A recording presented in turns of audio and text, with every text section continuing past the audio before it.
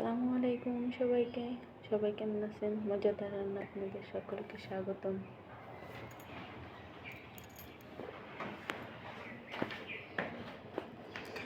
আজকে আমি বানাবো বাঁধাকপির বড়া।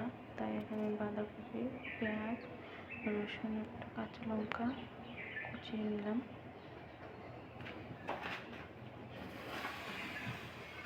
এখানে একটু সব মশলা দিয়ে দিলাম, লবণ, মরিচের গুঁড়া, হলুদের গুঁড়া আর চালের গুঁড়া দিলাম, আটা, আর অল্প একটু দিয়ে দিলাম জিরা, রসুন আর আদা বাটা।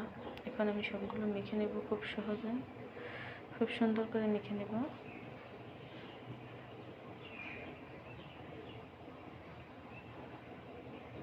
সুন্দর করে কষলে কষলে মেখে নেব যেন পানিটা বের হয়ে আসে।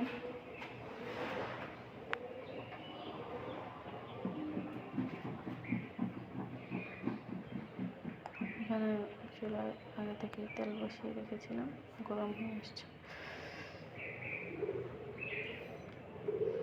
ভালো করে গরম হয়নি, আমি ভুল করে আগেই দিয়ে দিয়েছিলাম। আপনারা ভালো করে গরম করে তেল তারপর দেবেন।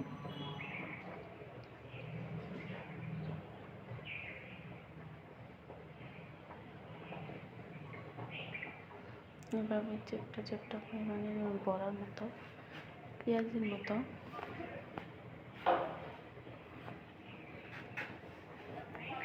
দিলাম।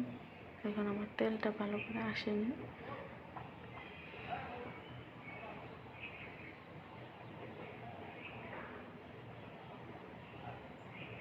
আমি এভাবে আস্তে আস্তে সবকটা দিয়ে দেব।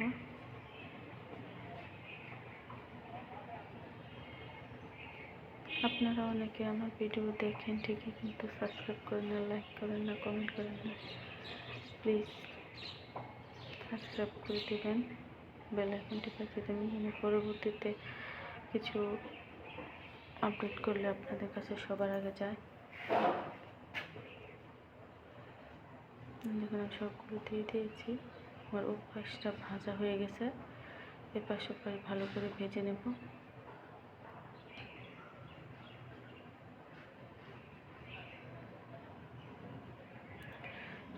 উল্টে পাল্টে সবটা ভেজে নেব। এই দেখুন উল্টে পাল্টে নিয়েছি, আমি আর একটু ভেজে নেব, খুব সুন্দর করে লাল করে ভেজে নেবেন। এখন আমার ভাজা হয়ে গেছে, খুব বেশি সময় লাগবে,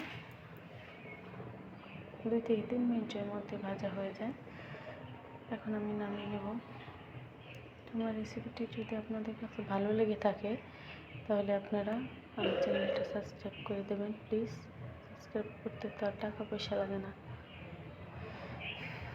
প্লিজ সাবস্ক্রাইব মাই চ্যানেল।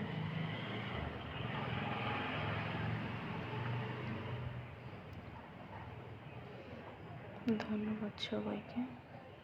দেখুন কি সুন্দর ভাজা হয়ে গেছে। এখন আমি আপনাদেরকে ভেঙে দেখাবো একটা। দেখুন কি সুন্দর, মজাদার অনেক। আপনারা বাড়িতে ট্রাই করে দেখবেন। ধন্যবাদ সবাইকে।